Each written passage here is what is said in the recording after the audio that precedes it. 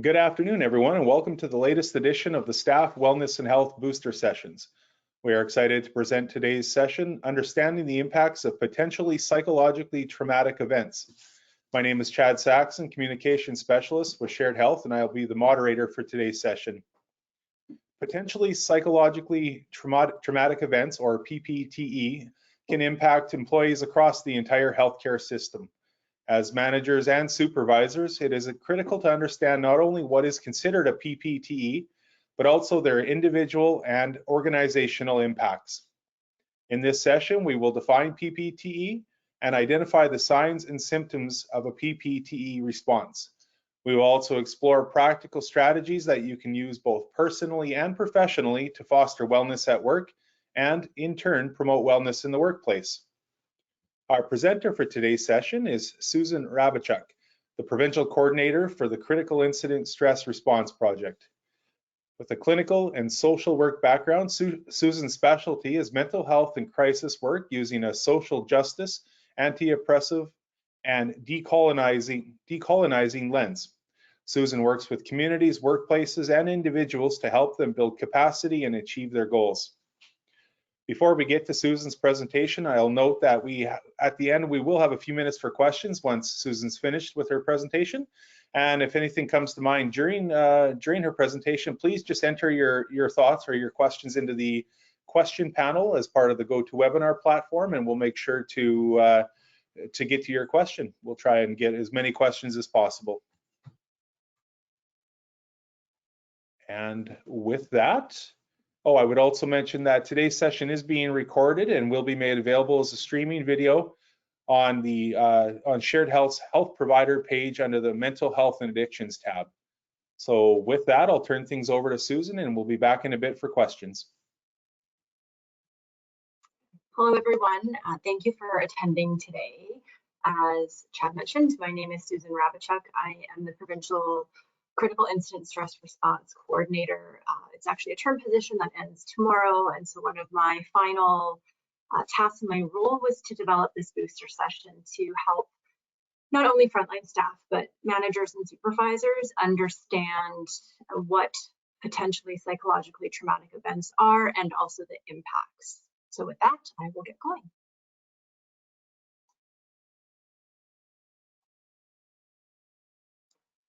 So during our time together, I'm going to provide you a bit of background on mental health and wellness in the workplace. I'm going to talk about potentially psychologically traumatic events, or PPTE, and define them. We're going to talk about them across a spectrum.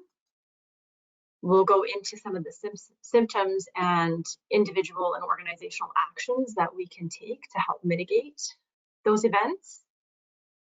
And then we will touch on why this is really important and it matters.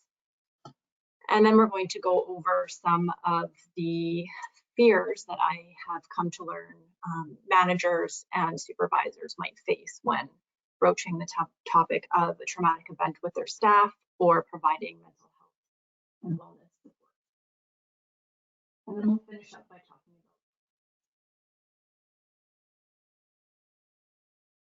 Manitoba healthcare employees' mental health and wellness are critical aspects of healthcare delivery and have received support by decades of legislation.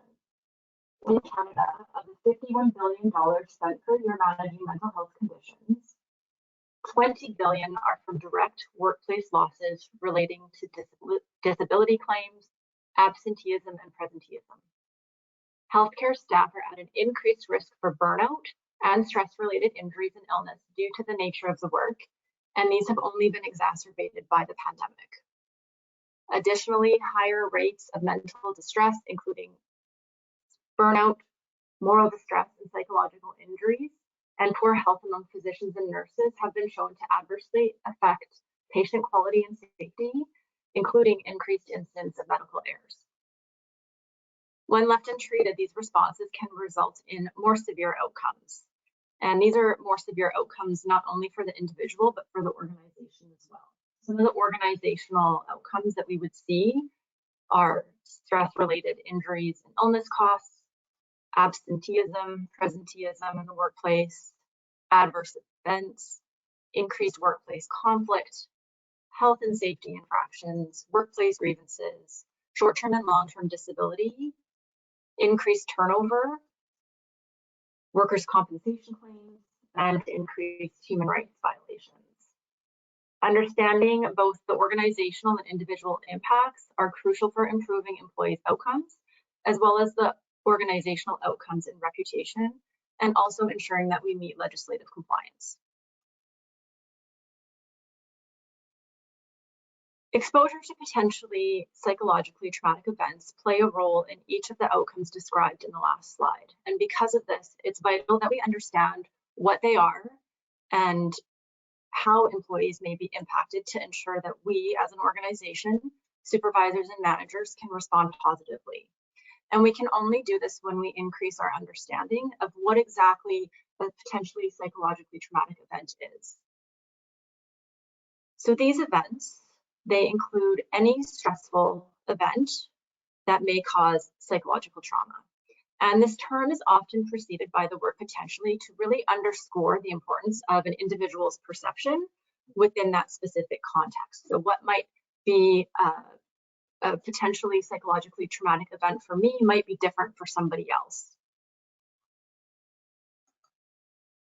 So there's two types. We can have a direct trauma exposure. So this occurs when the traumatic event happens to or is witnessed by an individual firsthand.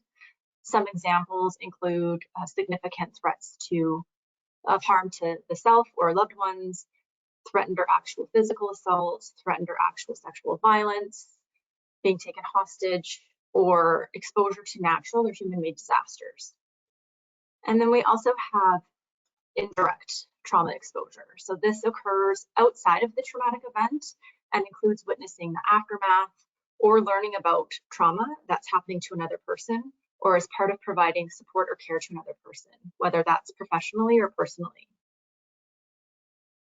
And these events also occur across a spectrum. So events can range from being smaller scale to larger scale. So smaller scale traumatic events, these are acute traumatic events or circumstances of stress exposure that typically impact an individual or a department or a unit. So some examples include the death of a patient or a colleague, experiences of violence in the workplace, witnessing injuries relating to domestic violence or child abuse, bearing witness to another's trauma story, and workplace discrimination, bullying, or harassment.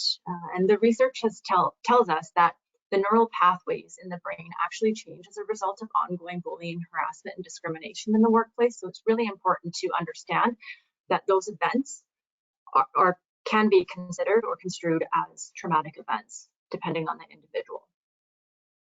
And then we have larger scale traumatic events. So these refer to natural disasters such as tornadoes, floods, fires, earthquakes, as well as man-made disasters. So incidents of mass violence could be considered a large-scale event, and then also events of mass trauma. And typically these receive media attention, and they tend to be low frequency, high intensity events. And they can also involve prolonged stress exposure. So the pandemic is an example of a large-scale event because it has touched all of us. The way that we respond to these events can help to mitigate or exacerbate the stress response and potential psychological injury. So this continuum has been adapted from the Mental Health Commission of Canada, and we reviewed the organizational impacts in an earlier slide. So now we're going to look at the individual impacts. So when we think of our wellness across a continuum ranging from thriving and healthy all the way over to ill, we can then engage in activities that support our recovery and wellness. And we can also better understand our own stress responses in addition to those of our employees. And when we have that knowledge, then we can access interventions or recommend interventions that both serve our needs and our employees' needs. So you'll notice here in the blue and the green, when we're thriving and healthy, we tend to embrace challenges and opportunities and show a willingness to try new things. This could include seeking out new learning opportunities or constructive feedback. We have what we call normal mood fluctuations, normal sleep patterns and energy levels, and we tend to seek out social connection. When we or our employees experience a potentially psychologically traumatic event, we may move into the yellow or orange zones, or even the red zones, so reacting, injured, or ill. Just to recap, psychologically traumatic events, they can be acute events, so a single event, they can be cumulative events, or circumstances of prolonged stress exposure, such as the pandemic. So these can disrupt a person's usual coping mechanisms and may result in a crisis response, the yellow or the orange zones. The crisis response might be immediate, it could be delayed, or it could be prolonged. So sometimes when we experience a traumatic event, we might not experience symptoms of that event for a week, 2 weeks, it could be a month, or we may experience a number of events, so they're cumulative over time, and then these symptoms start to show up. So these disrupt our usual coping mechanisms and may result in that crisis response. So not only is it important for you to be able to recognize these outcomes in your employees, but also yourselves. Managers and supervisors aren't immune to being impacted, and I think that we forget this because we think that we have to hold everything together. So from an organizational perspective, there are organizational actions that can be offered across this continuum as well. So I'm just going to focus on the reacting and injured portion right now, so the yellow and orange zones. So some of the different actions that may be offered to our staff at that time include rapid on-scene crisis support, diffusings, debriefings. We can offer peer support, and this area also would include leadership consultation and support. The action really is dependent on the type of event and the individual's needs. The benefits of offering early intervention in individuals involved in potentially psychologically traumatic events have been widely evaluated, and it's been found to decrease absenteeism, increase job satisfaction, and provide a mechanism for the work-life balance that's been disrupted by that event. It also helps to prevent further decompensation and psychological injury or illness, as we see in that red zone there.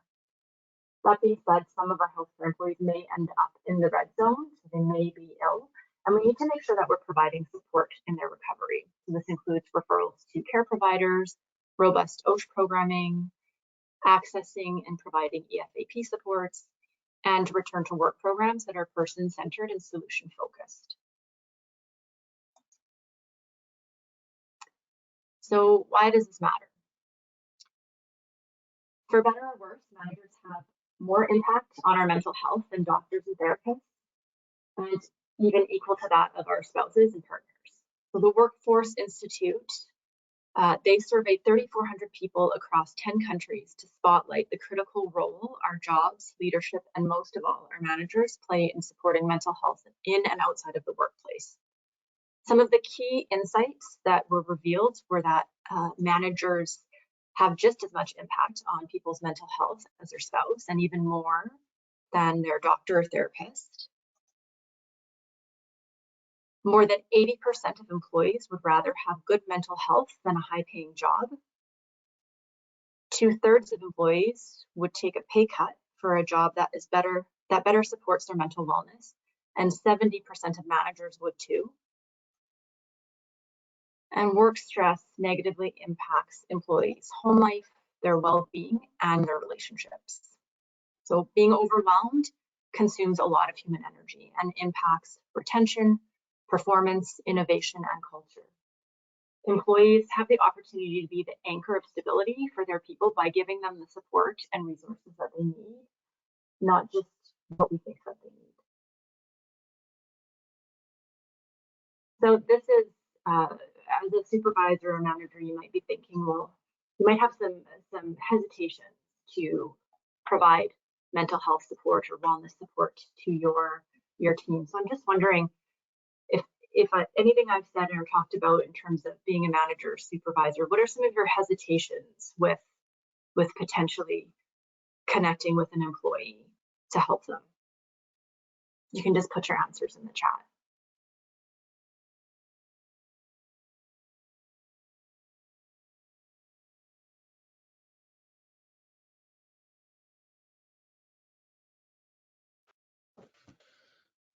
As Susan mentioned, you can just put any answers you have into the chat or question section. And sorry, if you wanted to just maybe mention that question again, Susan, it was Sure, that. yeah, I'll give you some examples. So there's some common misconception when it comes to providing support in the workplace that I think are really critical to talk about. And so I'll provide a couple here, and they don't represent all of them, but they provide a start. So some examples include, you might think, but I'm not a therapist. What if I say the wrong thing? I'm burned out myself. How can I possibly pour from an empty cup? My team's fine. Or it's part of the job, they can leave if they don't like it. So are there anything else, any other types of these misconceptions that you've heard in the workplace or you felt that might prevent you from talking to your employee about mental health? Or We've had a few people respond. One noted the boundaries between personal and professional, and maybe sometimes I would assume to go along with that, probably the knowing when to sort of step in and trying not to broach that that barrier, I suppose. We also had how to approach the conversation and what type of language to use. The manager may not know what to do, and that's certainly understandable. And then also another question or comment was time restraints, lack of skills, and manager also experiencing similar feelings, which is certainly understandable. Yeah, no, all of those are really great answers and so valuable to consider because as a manager or supervisor, there are those boundaries. So how do you approach that subject without potentially crossing that boundary, for sure? We had a couple more just I'll throw in here for you. Getting work done is more important than the people doing the work, which is a thought. Talking about the stigma and ways to reduce as well. Stigma certainly is always an impact, something that can impact these types of conversations. Absolutely. Yeah. And so you may have heard someone on your team or even yourself have these thoughts. And this is not about judgment. It's about curiosity and being open to recognizing our biases or our fears or limitations that we can experience in the workplace that might prevent us from having or being able to engage in those conversations. And you've certainly highlighted a lot of those. So I'm going to cover the ones that I included on the previous slide, but again, it's certainly not limited to these. So you might think, but I'm not a therapist, and I'm not sure what to say. So you don't have to be a therapist to show compassion and empathy to your employees. I've learned that the best thing a leader can do is to support employee mental health and wellness is to get rid of the script and be human. So we set the tone, and when we lead with honesty, authenticity, and vulnerability, we can create the right conditions for our people to do the same. And when our people feel their best, they're more engaged and willing to step outside of their comfort zones. But I'm burned out too. So you might feel like you don't have a lot left in your tank to even begin to start to help your employees. So I just want to remind you that we're all human, and to lead well, you first need to help yourself before helping others. So in that same survey that I was talking about, 46% of managers reported that they may quit within the next 12 months because of the work-related stress. And 70% said that they would be willing to take a pay cut for a job that supports their mental wellness. So all of those signs and symptoms and individual actions that we talked about a few slides earlier, these all apply to you as managers and supervisors as well. And we cannot pour from an empty cup. So as supervisors and managers, you too can experience stress, you can experience traumatic events in the workplace, and it's important for you to be able to advocate not only for your staff, but for yourself as well to your leader or your supervisor. My team is fine. So sometimes leaders see things one way, employees can see things another way. Again, in that same survey that I mentioned, while 9 out of 10 leaders and supervisors believed that working for their company had a positive impact on employees' mental health, only half of employees agreed with that statement. And an earlier study by the same company revealed a similar discrepancy. 9 out of 10 people managers believed they created an environment where employees felt comfortable communicating frustrations. However, only 64% of employees agreed. 1 in 3 employees said that their manager failed to recognize the impact they have on their team's mental well-being, and 7 in 10 employees would like their company or managers to do more to support their mental health.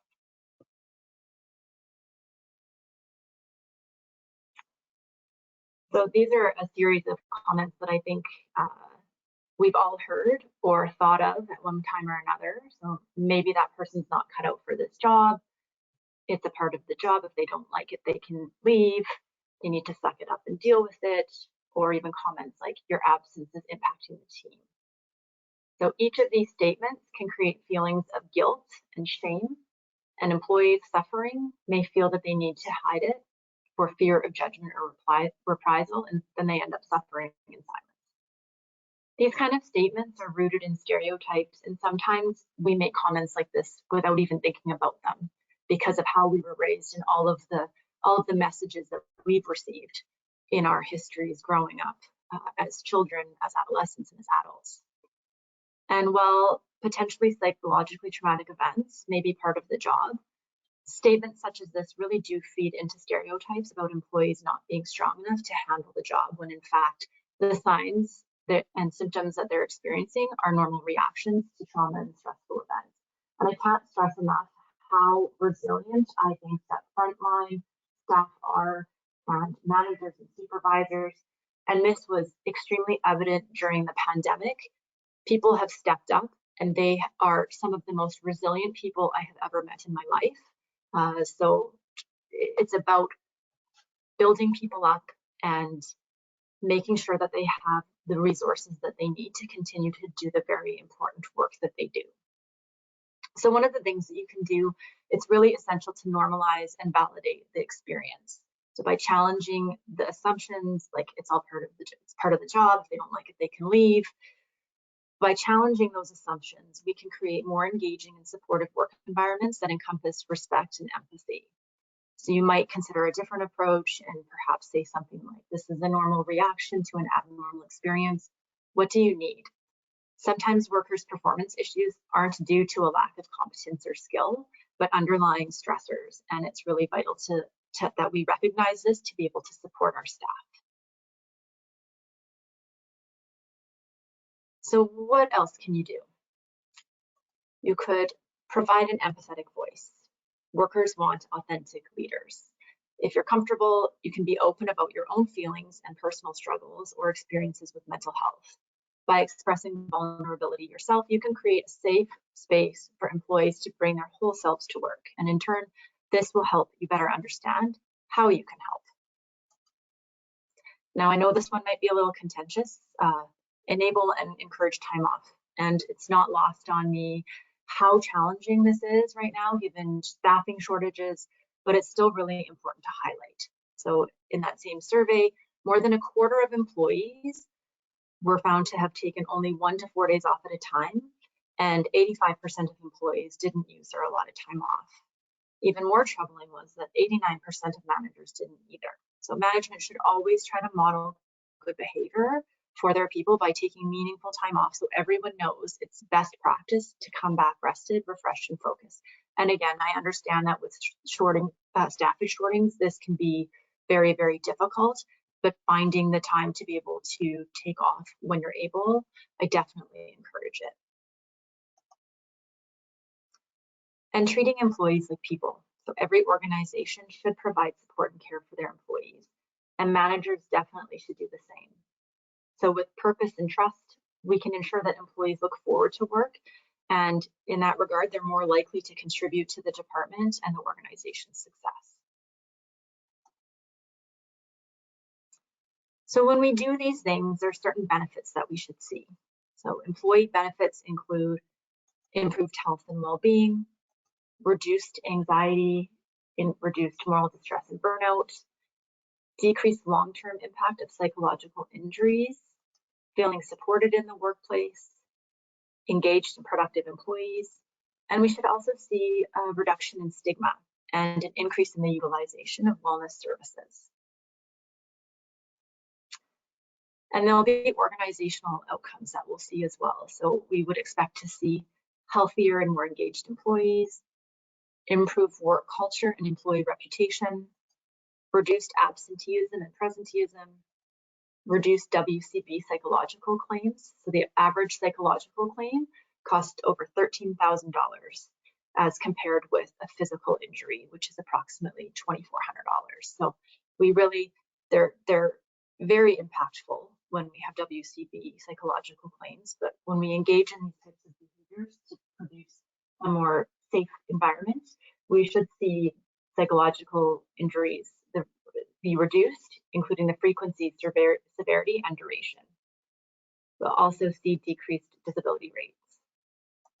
We'll also see decreased patient risk and improved patient outcomes and increased employee retention. So you might be wondering, is there anything else that I could tell you? So research highlights a few other key concepts that are important for mitigating stress responses in the workplace. Neutrality and transparency in decision-making and employees having a voice.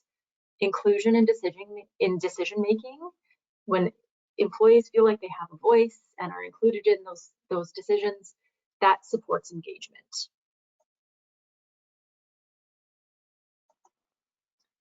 Respect. So supervision that's person-centered as opposed to agent-centered.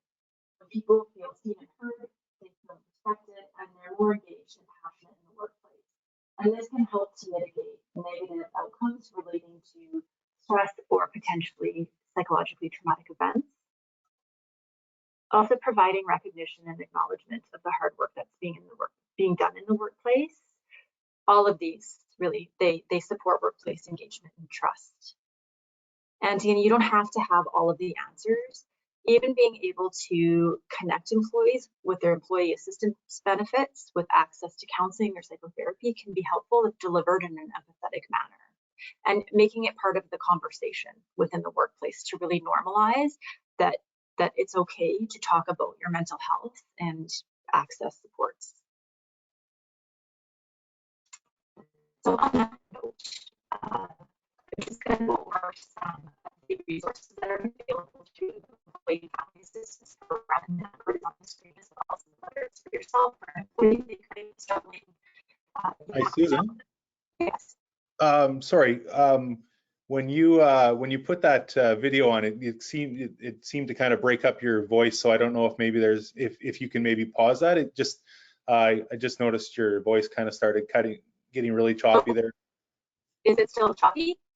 Yeah, a bit. Yeah. So maybe if you could just pause the video. Sorry for that. Sorry to have to interrupt you. No worries. So yes, so Employee and Family Assistance Program is there, and I'm just going to review some of the different services that they offer. So they offer counseling services. If you would contact that number on the screen, they have intake workers that can help you or your loved one with prevention, wellness, and treatment. They also offer a service called Connect Now, which provides immediate access to a mental health professional without the need for an appointment. So even if you're at work, in your office, in a closet, outside, you can call at any time and receive immediate support.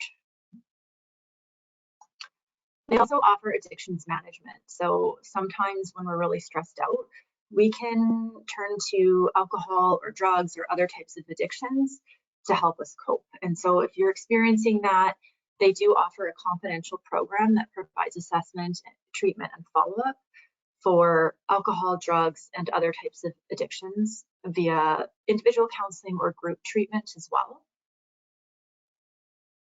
They offer a program called Mind Beacon. So it's an internet-based cognitive behavioral therapy through their partner Mind Beacon, and it's included at no additional cost.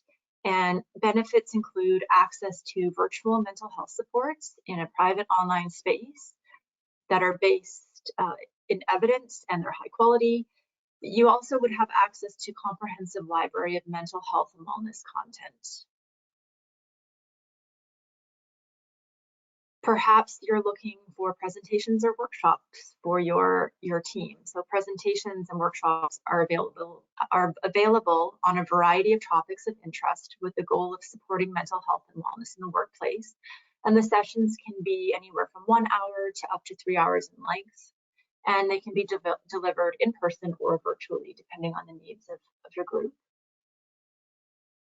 If there is a potentially psychologically traumatic event, larger scale or even medium scale, and you need some critical incident stress debriefing, they offer this as well. So they have trained professionals to provide various trauma response services to help mitigate risk to employees' health during and in the immediate aftermath of an incident. So they have that intake line, that 1-800-590-5553. You can call that.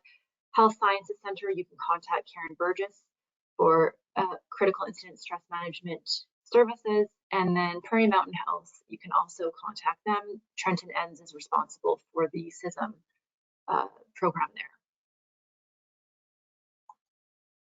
EFAP also offers leader resilience groups. So these are 90-minute facilitated debriefings provide a flexible structure for peers to unpack the experience of being a leader. And then also leader consultations. So leaders are welcome to reach out to EFAP at any time to consult about any concerns that they might have regarding mental health in the workplace, whether that be for an employee that's struggling with their mental health, getting resources about a certain topic, or to set up support or training for their team, or even support for themselves. This is a great tool to access as well. So that ends the presentation today. I welcome any comments or questions or feedback that anybody might have. And I just want to say thank you for tuning in.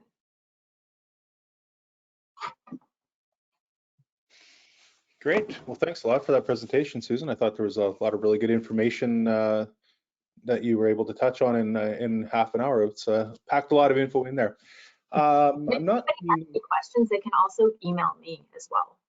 Fantastic. I see you have your email down there in the bottom corner of the screen. So if anyone wants to make note of that. But yeah, if we have any questions, please enter them into the question section. I did see a question regarding replays, and yes, you'll be able to find the replays of this video on the Shared Health website. If you go to the health providers section, there is a mental health and addictions tab, and that's where you can find the information. And we have all the booster sessions, including, we'll have today's up, but we also have all the past ones as well. So you can go and look at the library that is there. I think it's up, getting close to upwards of 20 to 25 videos. So there's quite a bit of information there, and lots of good topics that were touched on. Not seeing any other questions at the moment. We did have a couple people just note during the session, just some comments. There was one person mentioned that, and this was kind of around your comments about how people would rather maybe take less money for mental health or things of that nature. One person noted that they ended up leaving their job for a year and a half due to mental health, wasn't offered any mental health support in that particular job. So I know what you're saying there in terms of the importance of offering that support in the workplace. Not seeing any other questions at the moment. I was kind of curious. One comment there, term that you used in the session was presenteeism. I've never heard of that term before. What exactly is that? So it's when we go to work and perhaps we're not feeling our best, whether mentally, emotionally, psychologically, and so we're at work, but we're not fully engaged in our work. So it might take us 2-3 times longer to perform a particular task, that kind of thing. I see. Okay. Yeah. Okay. Well, we'll put the last call out for questions here. If anyone has any more questions, please enter them into the question section, and we'd be happy to present them to Susan. If not, we could certainly you could certainly send an email, as she noted, to this to her address here, susan.m.rabachuk@gmail.com. Seeing lots of comments in here. Thank you for the information, and people really enjoyed the presentation.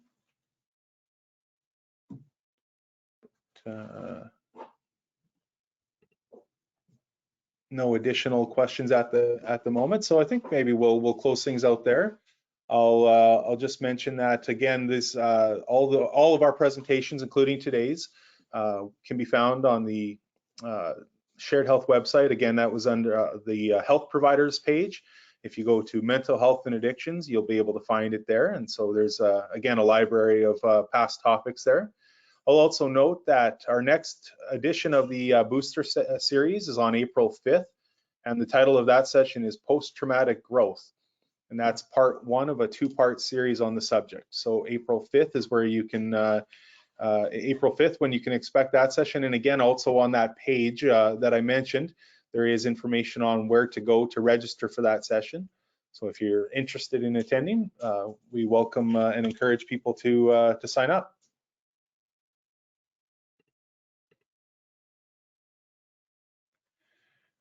And sorry, I'm just checking to see if we have any questions. Are there any plans in place to apply this knowledge within Shared Health in the WRHA? I'm not sure, Susan, if you know the answer to that. I do not know the answer to that. Thank you. If you wanted to maybe, the person who asked that question, if you wanted to maybe send that even to the mental health and addictions email account, it's mental health and addictions at shared health, or mental health and addictions at sharedhealthmb.ca, sorry, butchering that, and we can maybe try to track down some more information on that. So again, okay, I'll just do one last check for questions. Not seeing anything new. So again, we'll close things out there. I just want to say thank you very much to Susan for today's presentation and all of that information. Again, lots of really good information and on an important subject for sure. Mention again that you can find the session online, and with that, I'll thank everybody for attending, and again, thank you, Susan, for everything today. Hope everyone enjoys the rest of your day. Thanks for coming.